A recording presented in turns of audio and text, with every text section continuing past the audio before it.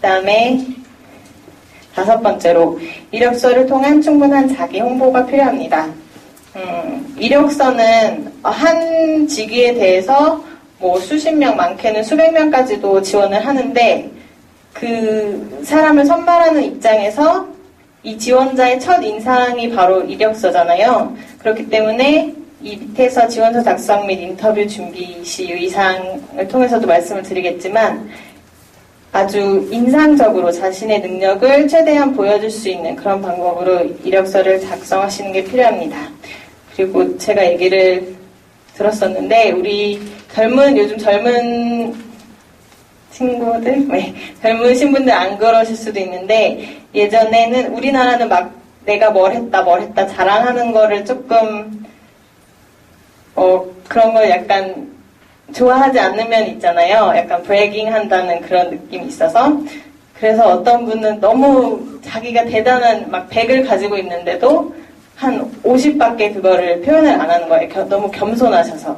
근데 이렇게 이력서를 쓸 때 그런 겸손은 금물이라는 거를 꼭 명심하시고 뭐 엄청나게 부풀릴 수는 없겠지. 부풀리는 건 좋지 않지만 자기가 갖고 있는 능력을 최대한 효과적이고 그다음에 돋보일 수 있게 그렇게 하는 방법도 그런 것 자세도 필요하다고 생각합니다.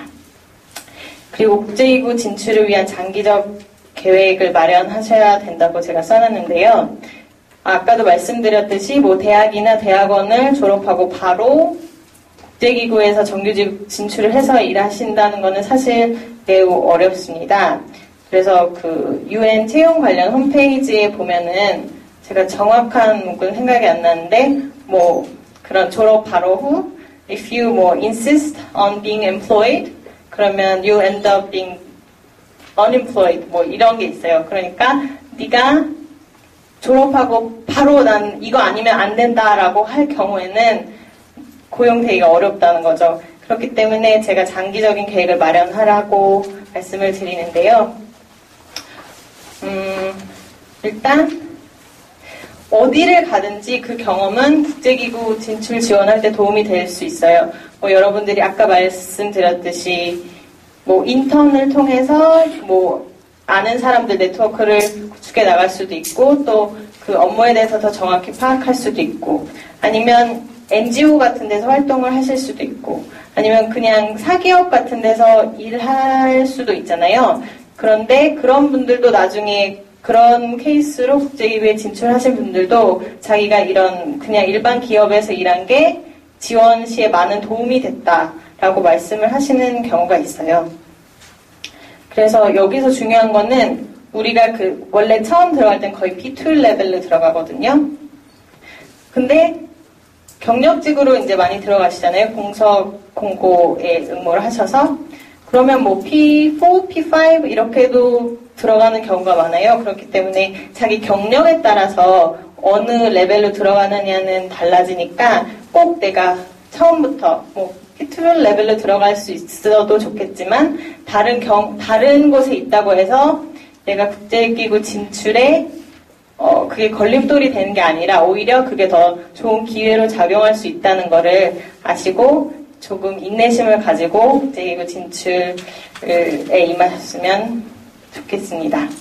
네, 그리고 마지막 팁으로는 네트워크 구축이에요. 네트워크 구축 인맥 이러면 사실 부정적인 이미지가 있는데 여기서는 그런 건 아니고요. 내가 어디서 어떤 일을 하더라도 그곳에서 만나는 사람한테 내가 최선을 다하는 모습을 보이고 그리고 그 사람들과의 인연을 소중하게 여기고 그러면 그 사람들은 좋은 인상을 받을 수밖에 없어요, 사실. 그래서 제가 외무고시 준비를 할 때 외무고시 설명회 갔었는데 참고로 저는 이제 연대를 나왔는데 그곳에서 어떤 분이 그러니까 외교부 선배님께서 와서 강연을 해주셨어요. 근데 끝나고 이제 Q&A를 하는데 어떤 분이 외교부는 뭐 서울대가 아니면 뭐 출세를 할 수 없다, 뭐 이런 얘기가 있다는데 이게 사실이냐 이렇게 물어봤어요. 되게 지금 생각하면 황당한 질문인데요. 그때 그 선배님이 이렇게 말씀을 해주셨어요. 내 제일 중요한 백은 뭐 내 배경이나 내 학벌이나 뭐 내 부모나 그런 게 아니라 내가 같이 일한 동료와 상사, 그 사람들이 내 제일 든든한 백이라고 말씀을 해주셨어요. 그러니까 그 네트워크라는 게 내가 뭐 어떤 기구에 어떤 높은 사람을 알아서 뭐 내가 어떤 직위를 갈 때 유리하게 작용을 하겠다. 이런 게 아니라 그냥 평상시에 만나는 사람들한테 자신의 좋은 모습을 보여주고 좋은 인상을 심어주는 거. 그럼으로써 그 인연을 만들어가는 게 여기서 말하는 네트워크고요. 실제로 되게 우연한 기회에 만난 분들한테 좋은 인상을 심어줘서 뭐 예를 들면 인턴을 할 때 어떤 분을 만났다. 내가 정말 열심히 일해서 그 사람이 나한테 좋은 인상을 받았다고 하면 그게 뭐 바로 반영이 안 될지는 몰라도 몇 년 후에라도 이제 그 사람한테 연락이 오고 뭐 이런 자리가 있는데 지원을 해보지 않겠느냐 라든지 아니면 뭐 추천을 해주신다든지 내부적으로 그렇게 작용을 하기 때문에 일단 언제 어디서 어떤 일을 하시든지 그 일에 최선을 다하시는 게 국제기구 진출을 위한 하나의 팁이 될 수 있을 것 같습니다. 네, 그리고 빨리 진행을 하자면 지원서 작성 및 인터뷰 준비. 지금 뭐 바로 공석에 응모를 하셔서 뭐 그럴 분은 별로 안 계시겠지만 뭐 이런 건 인턴을 준비할 때도 똑같아요. 아까 제가 말씀드린 그 UN Core Value와 컴피텐스를 항상 마음에 두고 이 기구가 어떤 인재상을 원하느냐를 일단 아셔야 되고요. 그리고 또 정말 중요한 게 그 직무 기술서라고 해서 job description 또는 terms of reference라고 말하는 게 있는데 이거를 정확히 파악하는 게 매우 중요해요. 우리가 시험 볼 때도 시험을 잘 보려면 문제를 잘 읽어야 되잖아요.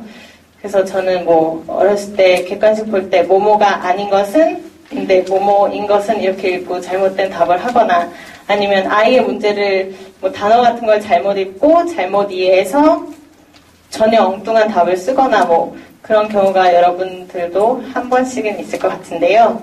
일단 내가 지원하는 이 업무가 어떤 능력을 필요로 하고 또 어떤 일을 하는 것인가를 정확히 파악하시는 게 중요하겠죠. 그래서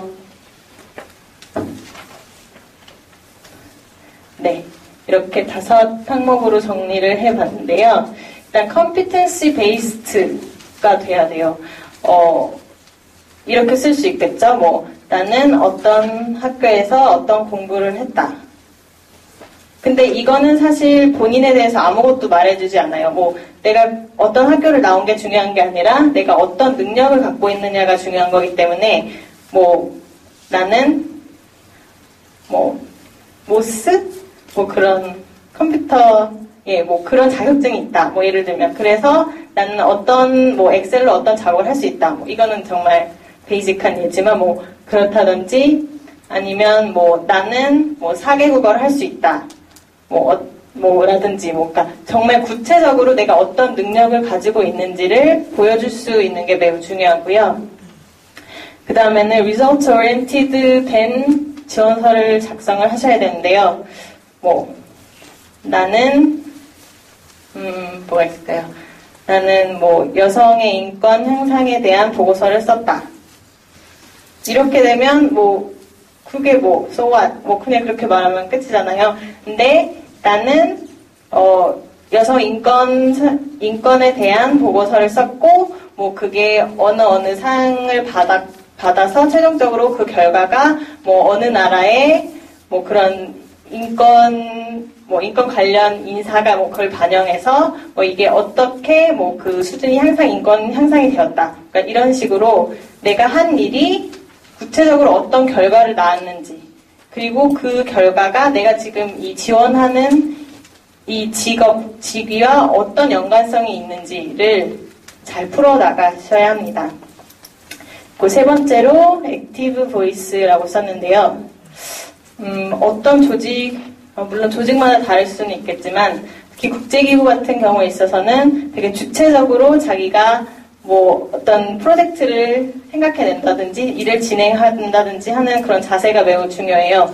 그래서 뭐 그냥 일례로 나는 누가 뭐를 시켜서 뭐 이렇게 했다라고 하는 것보다는 나는 뭐 어떻게 하다 이런 아이디어가 떠올라서 이거를 실천하기 위해서 어떻게 했다. 그러니까 이렇게 내가 주도적으로 어떤 일을 진행해 나아갔다는 그런 것을 보여주는 게 되게 중요합니다. 그리고 리더 앤 팀 플레이어라고 했는데 아까 그 core competenses에서 팀워크가 나왔었잖아요. 근데 팀워크만큼 중요한 게 리더의 자질입니다. 그래서 내가 한 구성원으로서도 조화롭게 일할 수 있지만 내가 그곳의 리더로서도 그 구성원들에게 구성원들을 잘 관리할 수 있고 그들을 잘 북돋아서 좋은 결과를 낼 수 있다. 그런 자세를 보여주는 것도 중요해요. 그래서 뭐 어떤 분은 그 UNDP의 리드라는 프로그램이 있어요. 젊은 리더를 양성한다는 프로그램이 있는데 이제 거기에 이제 이 이력서를 쓰실 때 거의 모든 부분에 리더라는 단어가 들어가도록 그렇게 작성을 하신 적도 있다고 하시더라고요. 그리고 5번째로 Open for Diversity. 이건 아까 많이 말씀을 드렸죠. 항상 나는 다양성 안에서도 조화롭게 잘 일할 수 있고 다른 사람을 배려할 수 있다. 이런 자세를 보여주는 게 매우 중요합니다. 그래서 간단하게 말씀드렸지만 지원서 작성이나 인터뷰를 준비하실 때 이런 부분을 참고를 하시면 좋겠습니다.